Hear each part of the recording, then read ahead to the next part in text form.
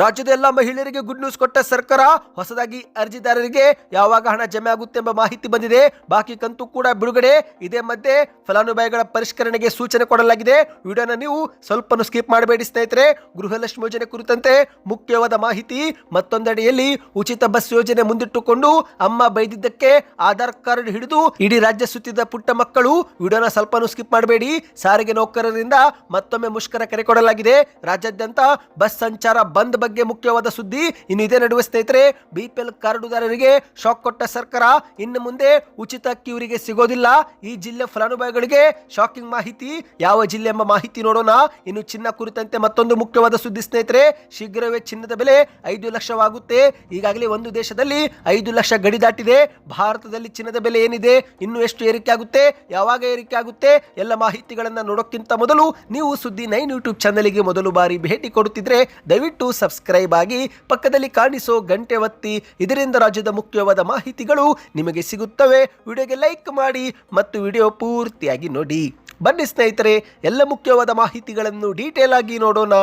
ನೀವು ಕೂಡ ಗೃಹಲಕ್ಷ್ಮಿ ಯೋಜನೆ ಫಲಾನುಭವಿಗಳಾಗಿದ್ದರೆ ಇಲ್ಲಿಯವರೆಗೆ ಎಷ್ಟು ಕಂತು ಜಮವಾಗಿದೆ ಕಮೆಂಟ್ ಮಾಡಿ. ಇದೀಗ ಗೃಹಲಕ್ಷ್ಮಿ ಯೋಜನೆ ಕುರಿತಂತೆ ಮತ್ತೊಂದು ಮಾಹಿತಿ ಹೊರಬಿದ್ದಿದೆ. ಹೌದು, ಗೃಹಲಕ್ಷ್ಮಿ ಯೋಜನೆಗೆ ಇನ್ನೂ ಯಾರು ಅರ್ಜಿ ಸಲ್ಲಿಕೆ ಮಾಡಿಲ್ಲ, ಈಗಲೂ ಕೂಡ ಅರ್ಜಿ ಸಲ್ಲಿಕೆ ಮಾಡಬಹುದು. ಹೌದು ಸ್ನೇಹಿತರೆ, ಫಲಾನುಭವಿಗಳು ಹೊಸದಾಗಿ ಅರ್ಜಿ ಸಲ್ಲಿಕೆ ಮಾಡಿದರೆ ಹಣ ಯಾವಾಗ ಜಮೆ ಆಗುತ್ತೋ ಇಲ್ವೋ ಎಂಬ ಒಂದು ಪ್ರಶ್ನೆ ಹಲವರಿಗೆ ಕಾಡ್ತಾ ಇತ್ತು. ಈ ಕುರಿತಂತೆ ಮಹಿಳಾ ಮತ್ತು ಮಕ್ಕಳ ಇಲಾಖೆ ಖುದ್ದು ಸ್ಪಷ್ಟನೆ ಕೊಟ್ಟಿದೆ. ಹೌದು, ಗೃಹಲಕ್ಷ್ಮಿ ಯೋಜನೆಗೆ ಹೊಸದಾಗಿ ಅರ್ಜಿ ಸಲ್ಲಿಕೆ ಮಾಡಿದವರ ಖಾತೆ ಕೂಡ ಹಣ ಜಮೆ ಆಗುತ್ತೆ ಮತ್ತು ಗೃಹಲಕ್ಷ್ಮಿ ಯೋಜನೆ ಲಾಭ ಪಡೆದ ಅರ್ಹ ಫಲಾನುಭವಿಗಳು ಈಗಲೂ ಕೂಡ ಅರ್ಜಿ ಸಲ್ಲಿಕೆ ಮಾಡಬಹುದು ಎಂದು ಮಹಿಳಾ ಮತ್ತು ಮಕ್ಕಳ ಕಲ್ಯಾಣ ಇಲಾಖೆಯು ಪ್ರಕಟಣೆಯಲ್ಲಿ ತಿಳಿಸಿದೆ. ಸ್ನೇಹಿತರೆ, ಅರ್ಹ ಫಲಾನುಭವಿಗಳು ಯಾವುದೇ ಸಮಯದಲ್ಲಿ ಯಾವಾಗ ಬೇಕಾದರೂ ಸೇವಾ ಸಿಂಧು ಪೋರ್ಟಲ್ ಅಥವಾ ಕರ್ನಾಟಕ ಒನ್, ಬೆಂಗಳೂರು ಒನ್ ಕೇಂದ್ರಗಳ ಮೂಲಕ ಅರ್ಜಿ ಸಲ್ಲಿಕೆ ಮಾಡಬಹುದು. ಈ ಒಂದು ಅರ್ಜಿ ಸಲ್ಲಿಕೆ ಮಾಡುವಾಗ ಸರಿಯಾದ ದಾಖಲೆಗಳನ್ನು ಸಲ್ಲಿಕೆ ಮಾಡಬೇಕು. ಪಡಿತರ ಚೀಟಿ ಕಡ್ಡಾಯ, ಆಧಾರ್ ಕಾರ್ಡು ಮತ್ತು ಬ್ಯಾಂಕ್ ಖಾತೆ ಮಾಹಿತಿ ಕೊಡಬೇಕು. ಸ್ನೇಹಿತರೆ, ನಿಮ್ಮ ಪಡಿತರ ಚೀಟಿಯಲ್ಲಿ ನೀವು ಅಂದ್ರೆ ಮಹಿಳೆಯರು ಯಜಮಾನಿ ಎಂದು ನಮೂದಿಯಾಗಿರಬೇಕು. ಆಗ ಮಾತ್ರ ನೀವು ಹಣವನ್ನ ಪಡೆದುಕೊಳ್ಳಬಹುದು. ಇನ್ನು ಅರ್ಜಿ ಸಲ್ಲಿಕೆ ಮಾಡಿದ್ರೆ ಯಾವಾಗ ಹಣ ಜಮೆ ಆಗುತ್ತೆ? ಹೌದು, ಇದು ಕೂಡ ಒಂದು ಪ್ರಶ್ನೆಯಾಗಿದೆ ಸ್ನೇಹಿತರೆ. ನೀವು ಅರ್ಜಿ ಸಲ್ಲಿಕೆ ಮಾಡಿದ ನಂತರ ಅದು ರಿವ್ಯೂಗೆ ಹೋಗುತ್ತೆ. ಒಂದು ಬಾರಿ ಅದು ಅಪ್ರೂವ್ ಆದ್ರೆ ಅದೇ ಒಂದು ತಿಂಗಳಿನಿಂದ ನಿಮಗೆ ಹಣ ಜಮೆ ಆಗುತ್ತೆ. ಅಂದ್ರೆ ಇಲ್ಲಿ ನಿಮಗೆ ಸ್ನೇಹಿತರೆ ಹಳೆಯ ಬಾಕಿ ಯಾವುದೇ ಕಂತು ಸಿಗೋದಿಲ್ಲ.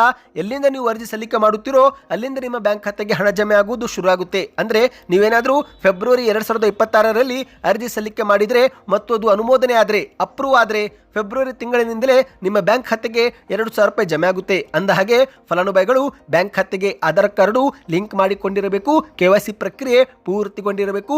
ನಿಮ್ಮ ಹತ್ತಿರ ಬಿಪಿಎಲ್ ಅಥವಾ ಎಪಿಎಲ್ ಕಾರ್ಡ್ ನಲ್ಲಿ ನೀವು ಯಜಮಾನಿ ಎಂದು ನಮೂದಿಯಾಗಿರಬೇಕು. ಆಗ ಮಾತ್ರ ಹಣ ಜಮೆ ಆಗುತ್ತೆ. ಸ್ನೇಹಿತರೆ, ಈ ಬಗ್ಗೆ ಇನ್ನಷ್ಟು ಮಾಹಿತಿ ಬೇಕಂದ್ರೆ ಕಮೆಂಟ್ ನಲ್ಲಿ ಗೃಹಲಕ್ಷ್ಮಿ ಎಂದು ಕಮೆಂಟ್ ಮಾಡಿ. ಅಂದ ಹಾಗೆ ಸ್ನೇಹಿತರೆ, ಗೃಹಲಕ್ಷ್ಮಿ ಯೋಜನೆ ಅರ್ಜಿ ಯಾವಾಗ ಬೇಕಾದರೂ ಸಲ್ಲಿಕೆ ಮಾಡಬಹುದು. ಯಾವುದೇ ಕೊನೆ ದಿನಾಂಕ ಇರೋದಿಲ್ಲ. ಇದು ನಿರಂತರ ಪ್ರಕ್ರಿಯೆ ಆಗಿರುತ್ತೆ ಎಂದು ಮಕ್ಕಳ ಕಲ್ಯಾಣ ಇಲಾಖೆಯು ಸ್ಪಷ್ಟನೆ ಕೊಟ್ಟಿದೆ. ಇನ್ನು ಇದೇ ಮಧ್ಯೆ ಸ್ನೇಹಿತರೆ, ಧಾರವಾಡ ಜಿಲ್ಲೆಯಲ್ಲಿ 3,96,119 ಗೃಹಲಕ್ಷ್ಮಿ ಯೋಜನೆ ಫಲಾನುಭವಿಗಳಿದ್ದು, ಈ ಒಂದು ಫಲಾನುಭವಿಗಳಲ್ಲಿ ಇತ್ತೀಚೆಗೆ ಮೃತಪಟ್ಟ ಮತ್ತು ಧಾರವಾಡದಿಂದ ಸ್ಥಳಾಂತರವಾದ ಫಲಾನುಭವಿಗಳ ಕುರಿತಂತೆ ಪ್ರತಿ ತಿಂಗಳು ಪರಿಷ್ಕರಣೆ ಮಾಡಿ ಮಾಹಿತಿ ಕೊಡಬೇಕು ಎಂದು ಗ್ಯಾರಂಟಿ ಯೋಜನೆಗಳ ಜಿಲ್ಲಾ ಅನುಷ್ಠಾನ ಪ್ರಾಧಿಕಾರದ ಅಧ್ಯಕ್ಷರಾಗಿರುವ ಶಾಣಪ್ಪಗೌಡ ಆರ್ ಪಾಟೀಲ್ ಎನ್ನುವರು ಸಭೆಯಲ್ಲಿ ಸೂಚನೆ ಕೊಟ್ಟಿದ್ದಾರೆ. ಹೌದು, ನೀವು ಕೂಡ ಏನಾದರೂ ಸ್ನೇಹಿತರೆ ಗೃಹಲಕ್ಷ್ಮಿ ಯೋಜನೆ ಫಲಾನುಭವಿಗಳಾಗಿದ್ದರೆ ಕಮೆಂಟ್ ಅಲ್ಲಿ ಎಸ್ ಎಂದು ಕಮೆಂಟ್ ಮಾಡಿ. ಇದೀಗ ಧಾರವಾಡ ಜಿಲ್ಲೆ ಒಂದಕ್ಕೆ ಇದುವರೆಗೆ 24 ಕಂತು ಜಮೆ ಮಾಡಲಾಗಿದ್ದು 1,816 ಕೋಟಿ ರೂಪಾಯಿ ಫಲಾನುಭವಿಗಳಿಗೆ ಜಮೆ ಮಾಡಲಾಗಿದೆ ಎಂದು ಇವರು ಮಾಹಿತಿ ಕೊಟ್ಟಿದ್ದಾರೆ. ನೀವು ಕೂಡ ಧಾರವಾಡದವರಾಗಿದ್ದರೆ ಕಮೆಂಟ್ ನಲ್ಲಿ ಎಸ್ ಎಂದು ಕಮೆಂಟ್ ಮಾಡಿ. ಮತ್ತು ಈಗ ಬಂದಿರೋ ಮಾಹಿತಿ ಪ್ರಕಾರ ಹುಬ್ಬಳ್ಳಿ, ಧಾರವಾಡ, ಬೆಳಗಾವಿ, ಬಾಗಲಕೋಟೆ, ಹಾವೇರಿ, ಗದಗ, ಸಿನ್ನೂರು ಮತ್ತು ಇತ್ತ ಶಿವಮೊಗ್ಗ ಜಿಲ್ಲೆ ಫಲಾನುಭವಿಗಳಿಗೆ 24ನೇ ಕಂತಿನವರೆಗೆ ಹಣ ಹಾಕಿರುವುದಾಗಿ ಸರ್ಕಾರ ದೃಢಪಡಿಸಿದೆ. ಬನ್ನಿದೀಗ ಮತ್ತೊಂದು ಮಾಹಿತಿಗೆ ಹೋಗೋಣ. ಪಂಚ ಗ್ಯಾರಂಟಿ ಯೋಜನೆಗಳಲ್ಲಿ ಉಚಿತ ಬಸ್ ಯೋಜನೆಯೂ ಕೂಡ ಒಂದಾಗಿದೆ. ಆದರೆ ಸ್ನೇಹಿತರೆ, ಇಂದು ಇಡೀ ಕರ್ನಾಟಕವೇ ಬೆಚ್ಚಿ ಬೀಳುವಂತಹ ಘಟನೆ ಒಂದು ವರದಿಯಾಗಿದೆ. ಹೌದು, ಅಮ್ಮ ಬೈದಿದ್ದಕ್ಕೆ ಆಧಾರ್ ಕಾರ್ಡ್ ಹಿಡಿದು ಪುಟ್ಟ ವಯಸ್ಸಿನ ಮಕ್ಕಳು ಇಡೀ ಕರ್ನಾಟಕವನ್ನೇ ಸುತ್ತಿದ್ದಾರೆ. ಹೌದು, ಸಿಲಿಕಾನ್ ಸಿಟಿ ಬೆಂಗಳೂರಿನ ಮಾರತ್ತಹಳ್ಳಿಯ ಅಶ್ವಥ್ ನಗರದಲ್ಲಿ ಅಚ್ಚರಿಯ ಘಟನೆ ಒಂದು ವರದಿಯಾಗಿದೆ. 13 ವರ್ಷದ ಬಾಲಕಿಯು ತನ್ನ 9 ವರ್ಷದ ತಮ್ಮನೊಂದಿಗೆ ಪೋಷಕರು ಟ್ಯೂಷನ್ಗೆ ಹೋಗಲ್ವಾ ಎಂದು ಬೈದಿದ್ದಕ್ಕೆ ಅನಾಹುತ ನಿರ್ಧಾರ ಮಾಡಿ ರಾಜ್ಯಾದ್ಯಂತ ಸುದ್ದಿಯಾಗಿದ್ದಾರೆ. ಹೌದು ಸ್ನೇಹಿತರೆ, ಓದಿನ ವಿಚಾರಕ್ಕೆ ಕುರಿತಂತೆ ಪೋಷಕರು ಬೈದಿದ್ದರಿಂದ ಮನನೊಂದಂತ ಮಕ್ಕಳಿಬ್ಬರು ಯಾರಿಗೂ ಕೂಡ ಗೊತ್ತಾಗದಂತೆ ಫೆಬ್ರವರಿ 1 ಸಂಜೆ 3 ಗಂಟೆ ಸುಮಾರಿಗೆ ಆಧಾರ್ ಕಾರ್ಡ್ ಹಿಡಿದು ಮನೆಯಿಂದ ಕಾಲ್ಕಿತ್ತಿದ್ದಾರೆ. ಮಕ್ಕಳು ನಾಪತ್ತೆಯಾಗಿ ಕಂಗಾಲಾದ ಪೋಷಕರು ಕೂಡಲೇ HAL ಪೊಲೀಸ್ ಠಾಣೆಗೆ ದೂರು ನೀಡಿದ್ದಾರೆ. ಹೌದು, ಇಲ್ಲಿ ಮನೆ ಬಿಟ್ಟ 13 ವರ್ಷದ ಬಾಲಕಿಯ ಬುದ್ಧಿವಂತಿಕೆಗೆ ಪೊಲೀಸರೇ ಶಾಕ್ ಆಗಿದ್ದಾರೆ. ಯಾಕಂದ್ರೆ ಸರ್ಕಾರದ ಶಕ್ತಿ ಯೋಜನೆ ಬಗ್ಗೆ ಆ ಒಂದು ಪುಟ್ಟ ಬಾಲಕಿಗೆ ಗೊತ್ತಿದ್ದು, ಹಾಗಾಗಿ ತಕ್ಷಣವೇ ತನ್ನ ಬಳಿ ಇದ್ದ ಆಧಾರ್ ಕಾರ್ಡ್ ಹಿಡಿದುಕೊಂಡು ತನ್ನ ತಮ್ಮನನ್ನ ಕರೆದುಕೊಂಡು KSRTC ಬಸ್ಸು ಹತ್ತಿದ್ದಾಳೆ. ಹೀಗೆ ಬೆಂಗಳೂರಿಂದ ಚಿತ್ರದುರ್ಗ, ಶಿವಮೊಗ್ಗ ಸೇರಿದಂತೆ ಕರ್ನಾಟಕದ ಹಲವು ಜಿಲ್ಲೆಗಳಲ್ಲಿ ಪುಟ್ಟ ಮಕ್ಕಳು ಯಾವುದೇ ಹಣವಿಲ್ಲದೆ ಕೇವಲ ಆಧಾರ್ ಕಾರ್ಡ್ ಬಲದಿಂದ ರಾಜಾರೋಷವಾಗಿ ಸುತ್ತಾಟ ನಡೆಸಿದ್ದಾರೆ. ಇನ್ನು ಈ ಒಂದು ಮಕ್ಕಳು ಕಾಣೆಯಾಗುತ್ತಿದ್ದಂತೆ ಪ್ರಕರಣ ದಾಖಲು ಮಾಡಿಕೊಂಡ ಪೊಲೀಸರು ತಕ್ಷಣ ಅಲರ್ಟ್ ಆಗಿ ರಾಜ್ಯಾದ್ಯಂತ ಎಲ್ಲಾ ಪೊಲೀಸ್ ಠಾಣೆಗಳಿಗೆ ಮಾಹಿತಿ ರವಾನಿಸುವುದರ ಜೊತೆಗೆ ಸಾಮಾಜಿಕ ಜಾಲತಾಣದಲ್ಲಿ ಮಕ್ಕಳ ಫೋಟೋ ಕೂಡ ಅಪ್ಲೋಡ್ ಮಾಡಿದ್ರು. ಹೀಗೆ ಇಂಟರ್ನೆಟ್ ಮೂಲಕ ಮಕ್ಕಳ ಫೋಟೋ ನೋಡಿದಂತ ಚಿತ್ರದುರ್ಗದ ಸಾರ್ವಜನಿಕರು ಪೊಲೀಸರಿಗೆ ಕರೆ ಮಾಡಿ ಮಾಹಿತಿ ಕೊಟ್ಟಿದ್ದಾರೆ. ಸದ್ಯ ಪೊಲೀಸರು ಮಕ್ಕಳನ್ನ ಸುರಕ್ಷಿತವಾಗಿ ವಾಪಸ್ ಬೆಂಗಳೂರಿಗೆ ಕರೆತಂದು ಪೋಷಕರ ಮಡಿಲಿಗೆ ಒಪ್ಪಿಸಿದ್ದಾರೆ.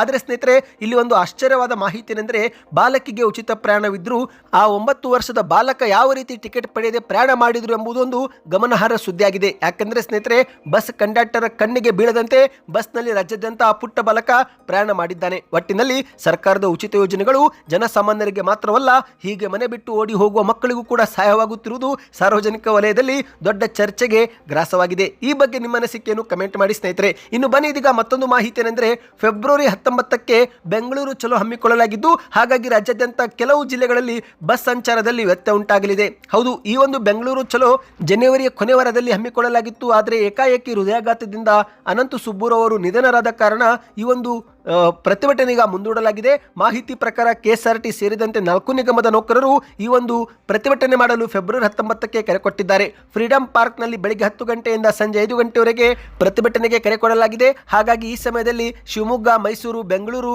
ಹುಬ್ಬಳ್ಳಿ ಹೀಗೆ ಪ್ರಮುಖ ಜಿಲ್ಲೆಗಳಲ್ಲಿ ಬಸ್ ಸಂಚಾರದ ಸಮಸ್ಯೆ ಉಂಟಾಗಬಹುದು ಎಂದು ಹೇಳಲಾಗ್ತಾ ಇದೆ. ಈ ಬಗ್ಗೆ ಇನ್ನಷ್ಟು ಮಾಹಿತಿ ಬಂದ ಕೂಡಲೇ ವಿಡಿಯೋ ಮಾಡುತ್ತೇವೆ ಸ್ನೇಹಿತರೆ. ಬನ್ನಿದೀಗ ಮತ್ತೊಂದು ಮಾಹಿತಿಗೆ ಹೋಗೋಣ. ನಿಮ್ಮ ಹತ್ರವೂ ಕೂಡ BPL ಅಥವಾ APL ಕಾರ್ಡ್ ಇದ್ರೆ ಯಾವ ಕಾರ್ಡ್ ಇದೆ ಕಮೆಂಟ್ ಮಾಡಿ. ಇದೀಗ ಒಂದು ಶಾಕಿಂಗ್ ಮಾಹಿತಿ. ಹೌದು, ನಿಮಗೆಲ್ಲರಿಗೂ ಗೊತ್ತಿರುವಂತೆ ರಾಜ್ಯ ಸರ್ಕಾರ ಅನರ್ಹರನ್ನ ಪತ್ತೆ ಮಾಡಿ BPL ಕಾರ್ಡ್ನಿಂದ APL ಕಾರ್ಡ್ಗೆ ಪರಿವರ್ತನೆ ಮಾಡ್ತಾ ಇದೆ. ಹೀಗೆ ಅನ್ನಭಾಗ್ಯ ಯೋಜನೆಯಡಿಯಲ್ಲಿ ಸರ್ಕಾರದ ಬಡವರಿಗೆ ಕೊಡಬೇಕಾದಂಥ ಆಹಾರ ಧಾನ್ಯ ಇತರರ ಪಾಲಾಗುತ್ತಿದ್ದು, ಹಾಗಾಗಿ ಸರ್ಕಾರ ಇದೀಗ ಸ್ಟ್ರಿಕ್ಟ್ ಆಕ್ಷನ್ ತೆಗೆದುಕೊಂಡಿದೆ. ಹೌದು, ಈಗಾಗಲೇ ಎಷ್ಟೋ ಜನರ BPL ಕಾರ್ಡ್ ರದ್ದು ಮಾಡಿ APL ಕಾರ್ಡ್ಗೆ ಪರಿವರ್ತನೆ ಮಾಡಿದ್ದು, ಅಷ್ಟು ಮಾತ್ರವಲ್ಲದೆ ಎಷ್ಟೋ ಜನರ ಬಳಿ ದಂಡವನ್ನು ಕೂಡ ಕಟ್ಟಿಸಿಕೊಂಡಿದೆ. ಇದೀಗ ಸ್ನೇಹಿತರೆ, ಕರ್ನಾಟಕದಲ್ಲಿ ರೇಷನ್ ಕಾರ್ಡು ರದ್ದು ಪ್ರಕ್ರಿಯೆ ಇತ್ತೀಚೆಗೆ ಭಾರಿ ಚರ್ಚೆಗೆ ಒಳಗಾಗಿದ್ದು, ಇದೀಗ ಒಂದು ಶಾಕಿಂಗ್ ಮಾಹಿತಿ ಹೊರಬಿದ್ದಿದೆ. ಅದೇನೆಂದರೆ, ರಾಜ್ಯದ ರಾಜಧಾನಿ ಬೆಂಗಳೂರು ಹೊರತುಪಡಿಸಿ ಇಡೀ ಕರ್ನಾಟಕದಲ್ಲಿ ಅತಿ ಹೆಚ್ಚು BPL ಕಾರ್ಡು ರದ್ದಾದ ಜಿಲ್ಲೆ ಎಂದರೆ ಅದು ಮೈಸೂರು ಎಂದು ಗುರುತಿಸಿಕೊಂಡಿದೆ. ಹೌದು, ಮೈಸೂರಲ್ಲಿ ಸಾವಿರಾರು ಜನರ BPL ಕಾರ್ಡ್ ಅನ್ನ ಈಗಾಗಲೇ ರದ್ದು ಮಾಡಿ APL ಕಾರ್ಡ್ ಆಗಿ ಪರಿವರ್ತನೆ ಮಾಡಿದೆ. ಈ ಕುರಿತಂತೆ ಸ್ವತಃ ಆಹಾರ ಸಚಿವ KH ಮುನಿಯಪ್ಪನವರು ಶಾಸಕ ಸಿದ್ದು ಸವದಿಯವರ ಪ್ರಶ್ನೆಗೆ ವಿಧಾನಸಭಾ ಅಧಿವೇಶನದಲ್ಲಿ ಉತ್ತರವನ್ನ ಕೊಟ್ಟಿದ್ದಾರೆ. ಕಳೆದ ಒಂದೇ ವರ್ಷದಲ್ಲಿ ಮೈಸೂರು ಜಿಲ್ಲೆ ಒಂದರಲ್ಲೇ ಒಟ್ಟು 23,359 BPL ಕಾರ್ಡ್ ರದ್ದು ಮಾಡಿ APL ಕಾರ್ಡ್ ಆಗಿ ಪರಿವರ್ತಿಸಲಾಗಿದೆ ಎಂದು KH ಮುನಿಯಪ್ಪನವರು ಮಾಹಿತಿ ಕೊಟ್ಟಿದ್ದಾರೆ. ವಾರ್ಷಿಕ ಆದಾಯ ಹೆಚ್ಚಿಗೆ ಇದ್ರೂ, ಆಸ್ತಿ ಪಾಸ್ತಿ ಕಾರು ಹೊಂದಿದ್ರು ಕೂಡ ಇಂಥವರು BPL ಕಾರ್ಡ್ ಪಡೆದುಕೊಂಡಿದ್ರು. ಹಾಗಾಗಿ ಅವರ ಕಾರ್ಡು ರದ್ದು ಮಾಡಿದ್ದೇವೆ. ಆದರೆ ಒಂದೊಮ್ಮೆ ಅವರೇನಾದ್ರೂ ನಿಜವಾಗಿಯೂ BPL ಕಾರ್ಡ್ಗೆ ಅರ್ಹರಾಗಿದ್ರೆ ಅರ್ಜಿ ಸಲ್ಲಿಕೆ ಮತ್ತೊಮ್ಮೆ ಮಾಡಬೇಕು. ಆಗ ಮತ್ತೆ BPL ಕಾರ್ಡ್ ಅನ್ನ ವಾಪಸ್ ಕೊಡುತ್ತೇವೆ ಎಂದು ಕೂಡ ಸ್ಪಷ್ಟನೆ ಕೊಟ್ಟಿದ್ದಾರೆ. ಹಾಗಾಗಿ ಸ್ನೇಹಿತರೆ, ನಿಮ್ಮ ಹತ್ತಿರವೂ ಕೂಡ BPL ಅಥವಾ APL ಕಾರ್ಡ್ ಇದ್ರೆ ಸ್ವಲ್ಪ ನೀವು ಜಾಗರೂಕರಾಗಿ. ಬ್ಯಾಂಕಿನಲ್ಲಿ ದೊಡ್ಡ ಮಟ್ಟದ ಟ್ರಾನ್ಸಾಕ್ಷನ್ ಮಾಡಿದ್ರು ಕೂಡ ನಿಮ್ಮ BPL ಕಾರ್ಡ್ ರದ್ದಾಗುವ ಸಾಧ್ಯತೆ ಇರುತ್ತೆ. ಬನ್ನಿದೀಗ ಮತ್ತೊಂದು ಮಾಹಿತಿಗೆ ಹೋಗೋಣ. ಚಿನ್ನ ಮತ್ತು ಬೆಳ್ಳಿ ಪ್ರಿಯರಿಗೆ ಮುಖ್ಯವಾದ ಸುದ್ದಿ. ಚಿನ್ನ ಸತತವಾಗಿ ಕುಸಿತ ಕಾಣ್ತಾ ಇದೆ. ಹಾಗಾಗಿ ಇದೊಂದು ಸುವರ್ಣ ಅವಕಾಶ. ಹೌದು ಸ್ನೇಹಿತರೆ, ಚಿನ್ನ ಖರೀದಿ ಮಾಡಬೇಕು ಎಂದು ಯೋಚಿಸುತ್ತಿದ್ರೆ ಇದೇ ಒಂದು ವಾರದಲ್ಲಿ ಚಿನ್ನ ಖರೀದಿ ಮಾಡಬಹುದು. ಯಾಕಂದ್ರೆ ಮತ್ತೆ ಚಿನ್ನ ಯಾವಾಗ ಗಗನಕ್ಕೆ ಇರುತ್ತೋ ಗೊತ್ತಿಲ್ಲ. ಈ ಒಂದು ಹಿಂದೆ 1987ರಲ್ಲಿ ಇದೇ ರೀತಿ ಚಿನ್ನ 5% ಕುಸಿದಿತ್ತು. ಆ ನಂತರ ಎಂದೂ ಕೂಡ ಕುಸಿದಿಲ್ಲ, ಸತತವಾಗಿ ಏರಿಕೆಯಾಗಿದೆ. ಈಗ ಅದೇ ರೀತಿ 2026ರಲ್ಲಿ ಚಿನ್ನ 7% ಕುಸಿದಿದ್ದು ಮತ್ತೆ ಚಿನ್ನ ಮುಂದಿನ ದಿನಗಳಲ್ಲಿ ಏರಿಕೆ ಆಗುವ ಲಕ್ಷಣವೇ ಸ್ನೇಹಿತರೆ. ಭಾರತದ ನೆರೆಯ ದೇಶವಾದ ಪಾಕಿಸ್ತಾನದಲ್ಲಿ ಪ್ರಸ್ತುತ ಚಿನ್ನದ ಬೆಲೆ ಕೇಳಿದರೆ ತಲೆಗಿರನ್ನುತ್ತೆ. ಹೌದು, ಇದೀಗ ಪಾಕಿಸ್ತಾನದಲ್ಲಿ ಚಿನ್ನವು 5,60,000ಕ್ಕೆ ಮಾರಾಟವಾಗ್ತಾ ಇದೆ. ಅಂದ ಹಾಗೆ ಸ್ನೇಹಿತರೆ, ಇಲ್ಲಿ ಮತ್ತೊಂದು ವಿಷಯವೇನೆಂದರೆ, ಲಾಕ್ಡೌನ್ ಸಮಯದಲ್ಲಿ ಭಾರತದಲ್ಲಿ ಚಿನ್ನವು 50,000ದಿಂದ 60,000 ರೂಪಾಯಿಗೆ ಮಾರುಕಟ್ಟೆಯಲ್ಲಿ ಮಾರಾಟ ಮಾಡಲಾಗುತ್ತಿತ್ತು. ಆ ಸಮಯದಲ್ಲಿ ಪಾಕಿಸ್ತಾನದಲ್ಲಿ 1.5 ಲಕ್ಷಕ್ಕೆ ಚಿನ್ನ ಮಾರಾಟವಾಗಿದೆ. ಅಂದರೆ ಮುಂಬರುವ ದಿನಗಳಲ್ಲಿ ಈಗ ಭಾರತದಲ್ಲೂ ಕೂಡ ಚಿನ್ನ 5 ಲಕ್ಷ ಗಡಿ ದಾಟಬಹುದು ಎಂದು ಅಂದಾಜು ಮಾಡಬಹುದಾಗಿದೆ. ಹೌದು, ಈಗ ಚಿನ್ನ ಪ್ರಿಯರಿಗೆ ಇದೊಂದು ಕೊನೆಯ ಅವಕಾಶ. ಮಾಹಿತಿ ಪ್ರಕಾರ ಸ್ನೇಹಿತರೆ, ಈಗ ಚಿನ್ನ ಮತ್ತೆ ಕುಸಿತ ಕಂಡಿದೆ. ಈಗ ನೀವು ಸ್ಕ್ರೀನ್ ಮೇಲೆ ಒಂದು ರೇಟ್ ನೋಡ್ತಿರಬಹುದು. ಇದು ಫೆಬ್ರವರಿ 5ರ ಮಾಹಿತಿಯಾಗಿದೆ. 24 ಕ್ಯಾರೆಟ್ ಪ್ರತಿ ಗ್ರಾಮ್ ಚಿನ್ನ 15,442 ಅಂದರೆ 10 ಗ್ರಾಮ್ಗೆ 1,54,000 ರೂಪಾಯಿ ಆಗುತ್ತೆ. ಅದೇ ರೀತಿ ಬೆಳ್ಳಿ ಸ್ನೇಹಿತರೆ 300 ರೂಪಾಯಿ ಪ್ರತಿ ಗ್ರಾಮ್ ಆಗಿದೆ. 1 ಕೆಜಿಗೆ 3 ಲಕ್ಷ. ಈ ಒಂದು ಬೆಳ್ಳಿ 4,20,000 ರೂಪಾಯಿವರೆಗೆ ಹೋಗಿತ್ತು, ಈಗ ಕುಸಿದು 3 ಲಕ್ಷವಾಗಿದೆ. ಹಾಗಾಗಿ ಒಂದು ರೀತಿ ಸ್ನೇಹಿತರೆ ಇದೊಂದು ಡಿಸ್ಕೌಂಟ್ ಆಫರ್ ಅಂತ ಹೇಳ್ಬೋದು. ಚಿನ್ನ ಮತ್ತು ಬೆಳ್ಳಿ ಖರೀದಿ ಮಾಡಲು ಉತ್ತಮ ಸಮಯ. ಇನ್ನು ನಿಮ್ಮ ಪ್ರಕಾರ ಚಿನ್ನ ಮತ್ತು ಬೆಳ್ಳಿ ಕುಸಿತವಾಗಬೇಕು, ಏರಿಕೆ ಆಗಬೇಕು ಎಂಬುದನ್ನು ಕಮೆಂಟ್ ಮಾಡಿ. ಎಲ್ಲ ಮಾಹಿತಿಗಳು ಇಷ್ಟವಾಗಿದ್ದರೆ ಚಾನಲ್ಗೆ ದಯವಿಟ್ಟು ಸಬ್ಸ್ಕ್ರೈಬ್ ಆಗಿ.